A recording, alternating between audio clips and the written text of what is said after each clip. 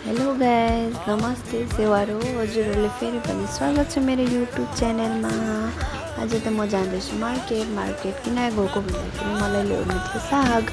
अनि साग लिएर पनि म आइसकेँ। साग लिएर आएर पनि म केलाउँदैछु होइन। केलाइसकेर धुइधाइ गरेर मजाले धोएर यसले म गर्नेछु फ्राई, किनकि मलाई साग भनेको चिज फ्राई खानु मन लाग्छ। हजुरहरूले पनि फ्राई मनपर्छ भने भनिदिनु होला। अनि हजुरहरूले यो साग मनपर्छ भने कमेन्ट्समा भनिदिनु होला, किनकि मलाई चाहिँ धेरै मनपर्छ यो साग। तर यो सागको नाम चाहिँ म बिर्सेको छु। हजुरहरूले याद कुनै दिन भन्नेछु याद गरेर। अनि हजुरहरूले कस्तो बनाएर खानुहुन्छ साग चाहिँ? म चाहिँ साग भन्यो भने खालि फ्राई मात्रै बनाउँछु। जुनै साग होस्, चाहे लाई साग होस्, चाहे तोरी साग होस्, चाहे मुला साग होस्, मलाई साग चाहिँ खालि फ्राई मनपर्छ। अनि म अहिले यो बनाउने तर्फमा लागेँ। प्याज लसुन हल्दी हालेर अनि अहिले सागले पनि हालेँ। यसलाई म फ्राई गर्छु। अब मजाले फ्राई गरेर पाकेपछि खानासित खाने।